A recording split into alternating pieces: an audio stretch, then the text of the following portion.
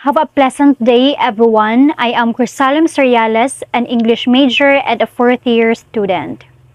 For today's video, I'm going to evaluate the nonverbal communication performed by Matt Abrahams. Matt Abrahams is a passionate, collaborative, and innovative educator and coach. In his nonverbal communication techniques, there are his posture, gesture, artifacts, tactile, and paralanguage. These are obvious in his speech during his TED Talk. Okay, let's start with the evaluation of the posture in this clip. Number 1.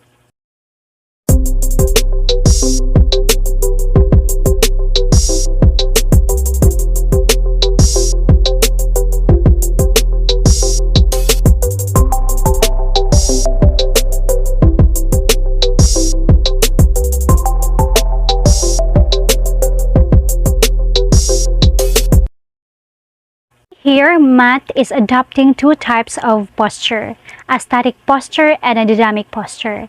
A static posture is when Matt is standing and not moving his body except using his hands and head. His position is consistent in just one space while having a speech. A dynamic posture is when he bends his body to execute the meaning of his message and to convince the interaction of the people. He stepped forward or backward and to the right and to the left.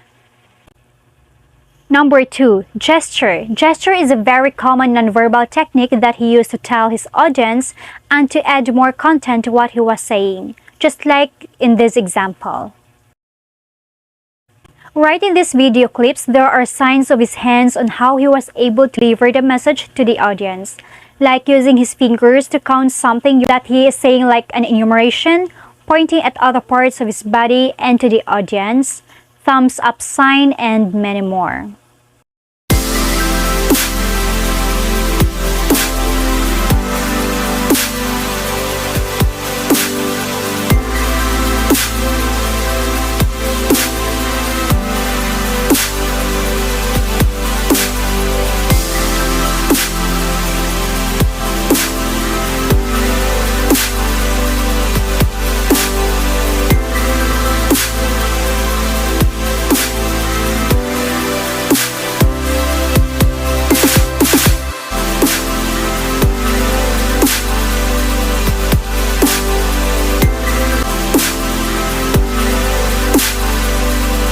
Number 3. Artifacts. When Matt is doing a speech, he is also using a projector behind him. There is a prepared material that focuses the key terms and points of his speech.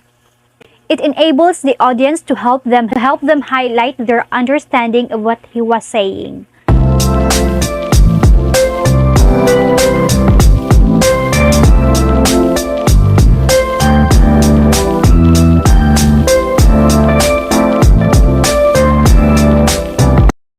Number 4. Tactile. Tactile is a body language that is used to touch a person, like for example, holding hands, shake hands, tapping shoulder, kissing, and many more. I think Matt Abrahams is not using tactile technique because he's just doing his speech in his TED Talk.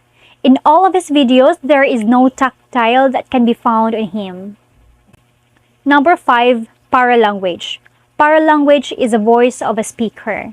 It includes how the speaker limits his voice, the pitch and the tone, and the facial expression, like in this example.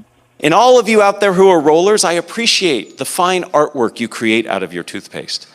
But you know that the most awful thing that can happen to you is to have a squeezer come by and ruin day of high school. My English teacher, Mr. Meredith, had each of us stand up and introduce ourselves.